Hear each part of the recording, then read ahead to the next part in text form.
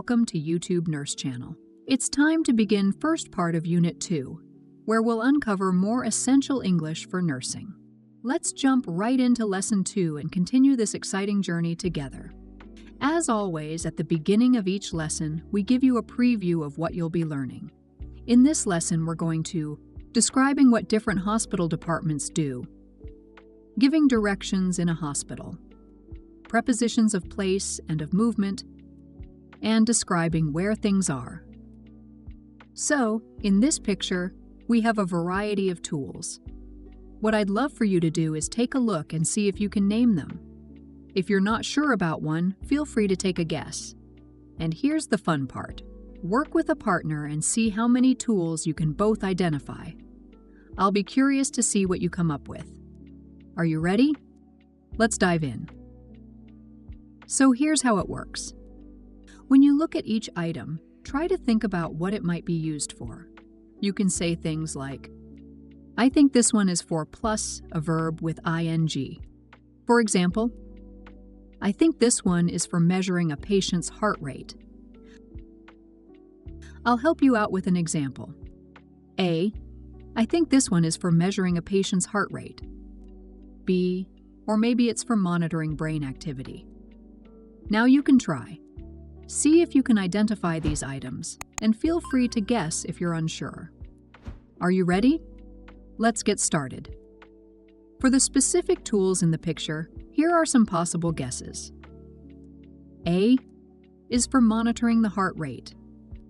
Right, it's an ECG machine. B is for examining tissues, samples, and etc. very closely. A microscope. C is for separating substances by spinning them. A centrifuge. D, it's for weighing substances. Scale. E is for building strength after injury. An exercise machine. F is for fixing a broken bone. A bone plate. G is for removing damaged skin. A dermabrader. H is for cleaning the blood when the kidneys don't work. A dialysis mat. I is for testing for sensation in nerves. Neurological pinwheel. J is a special spoon for children to grip. Pediatric spoon. K is for performing surgery. It's a scalpel. L is for taking a photo of bones. An X-ray machine. All right, great job. Let's move on to the next section. Here, we've got a series of descriptions for different parts of the hospital. Over on the right, in that handy blue box, you'll see the names of these parts listed out. Your job is to match up the descriptions with the correct names. It's a fun way to learn all about the different departments in a hospital. Imagine the camera pans over a bustling hospital scene with various departments in action. First up, we have the pharmacy. This is where all the magic happens when it comes to dispensing medicines. Need your prescription filled? This is the place to go. Next, we have the renal unit. This department specializes in treating kidney diseases. They work tirelessly to ensure patients with kidney issues get the best care possible. Now, let's talk about obstetrics. This department is all about pregnancy and birth. They help bring new life into the world and support mothers through their journey. Ever wondered where they study illnesses and analyze samples? That's the job of the pathology department. They play a crucial role in diagnosing diseases. Got skin issues? The dermatology department is here to help. They treat all kinds of skin conditions to keep your skin healthy and glowing. And for those who need surgery, the surgery department is where the action happens. Skilled surgeons perform operations to save lives and improve health. Need some special exercises? The physiotherapy department designs exercises to help patients recover and regain strength. If the issue is blood disorders, the hematology department studies and treats them. They ensure your blood is in top shape. If the problem is broken bones or joint issues, the orthopedics department is your go-to. They specialize in treating bones and keeping you moving. Heart health is crucial, and the cardiology department is dedicated to treating heart conditions and keeping your ticker in top form. For our little ones, the pediatrics department takes care of sick children, ensuring they get the best care possible. And finally, the neurology department treats disorders of the nervous system. They help patients with conditions affecting the brain and nerves. In the second exercise, you'll match hospital departments with the equipment and supplies we covered in the Scrub Up section. Think about it. What's used in surgery or in hematology? Let's see how many you can get right. Here's a fun exercise on word stress. Pay attention to which syllable stands out. It's where the stress is. The bigger and darker the dot, the stronger the stress on that part of the word. Let's dive in. For example, take the word cardiology. You can see the stress is right in the middle of the word. Pretty cool, right? Now let's listen to the audio together and figure out which stress pattern matches each word. Ready? Let's go. Unit 2.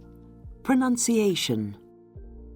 1, Cardiology, 2, pharmacy, 3, gynecology, 4, neurology, 5, obstetrics, 6, orthopedics, 7, pediatrics, 8, pathology, 9, dermatology, 10, physiotherapy, 11, renal unit, 12.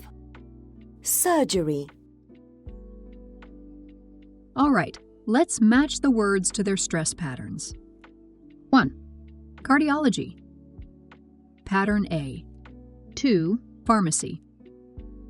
Pattern B. 3. Gynecology. Pattern A. 4. Neurology. Pattern A. 5. Obstetrics. Pattern C. 6. Orthopedics. Pattern A. 7. Pediatrics. Pattern D. 8. Pathology. Pattern A. 9. Dermatology. Pattern A. 10. Physiotherapy. Pattern G. 11. Renal unit. Pattern E. 12. Surgery. Pattern F. All right, let me know in the comments if you nailed them all. For the second exercise, here's what you need to do. First, listen carefully and check. Then, listen again and repeat. If needed, you can rewind the video and repeat as many times as you want until your pronunciation matches the audio. Just a heads up, the pronunciation in the audio is British. If you'd like to practice American pronunciation, feel free to use your own dictionary for reference. Happy practicing. Also, keep in mind that the teaching pronunciation is American, which may differ from the British audio.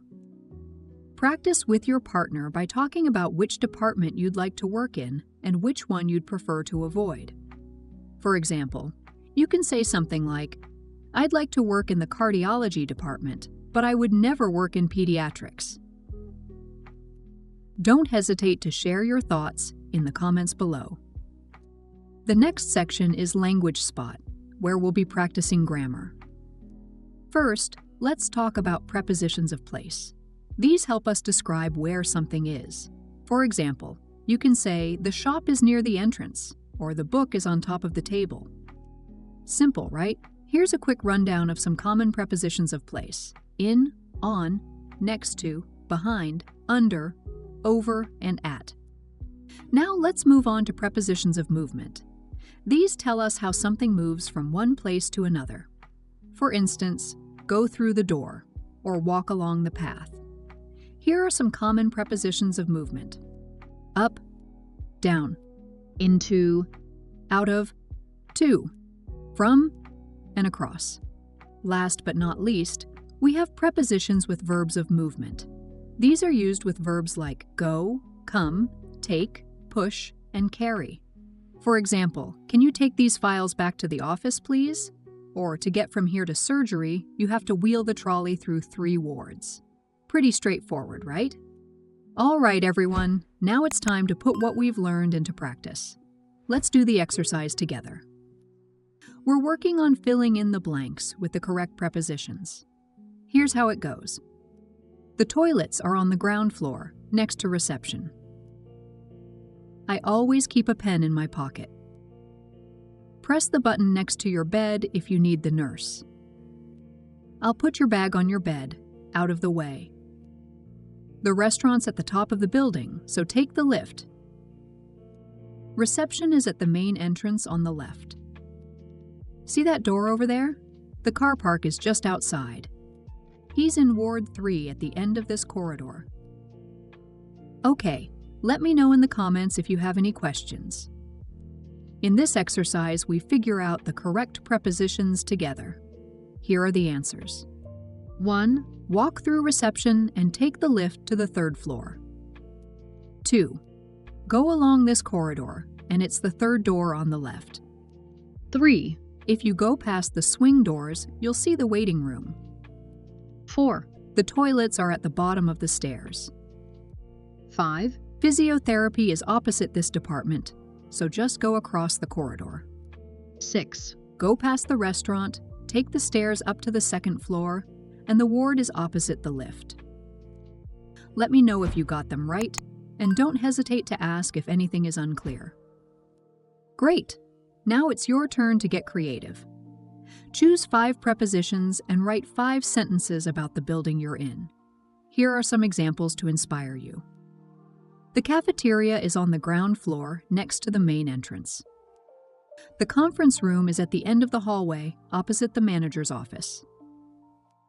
The library is on the 2nd floor above the reception desk.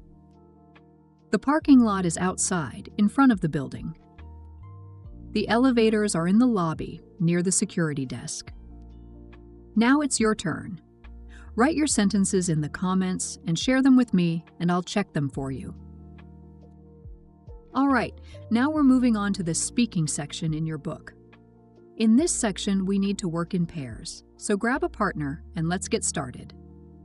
Student A, your part is on page 14, and Student B, your part is on page 114. Here's the rule. There is a separate picture for each of you in your book. Don't look at your friend's picture. Your friend will explain to you what they see in their picture, and you will explain what you see in the picture on my service page. As your friend describes their picture, you can compare and figure out the differences between the 2 pictures. Pause the video and we'll do the exercise together. Afterward, I'll share the comparison between the 2 pictures. Let's get started and have fun. Well, let's see what the student A can explain. You try to find them in the picture. A jug and bowl are placed on the bedside cabinet. The handle of the jug is positioned to the patient's right. The cabinet doors are closed. The wall lamp is currently switched on. Another jug is located on the floor.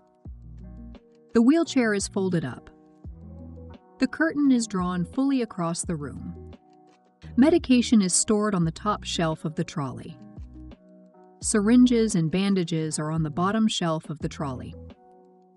The nurse is in the process of taking the patient's blood pressure. The nurse is wearing a fob watch. Okay, how about the student B? You try to find them in the picture. There is a glass and a bowl on the bedside cabinet. The handle is on the patient's left. The cabinet is open.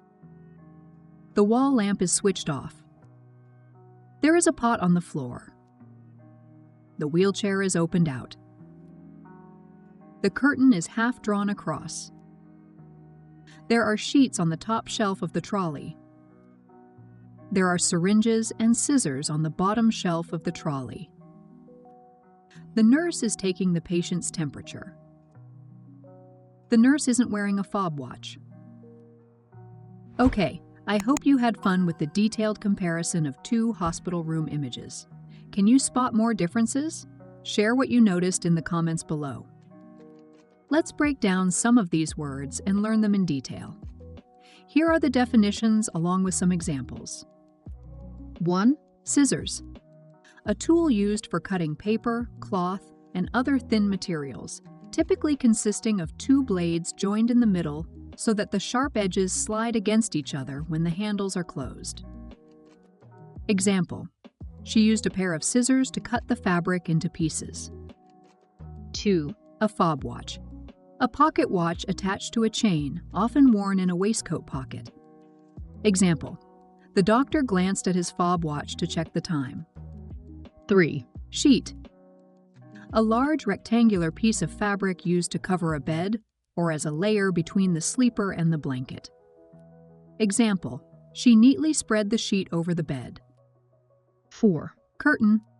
A piece of cloth or other material that hangs across a window or opens to block or obscure light or provide privacy. Example: he drew the curtains to let the sunlight into the room. 5. A pot. A container, typically rounded and of metal, used for cooking. Example: the soup was simmering in a large pot on the stove. 6. A jug. A large container with a handle and a spout used for holding and pouring liquids. Example: she poured the lemonade from the jug into glasses. Feel free to practice using these words in sentences, and let me know if there's anything else you'd like to learn. All right, that wraps up the first part of Unit 2. I hope you found this helpful and fun. Don't forget to like and subscribe to keep us motivated, and feel free to ask any questions in the comments. I'll see you in the next part.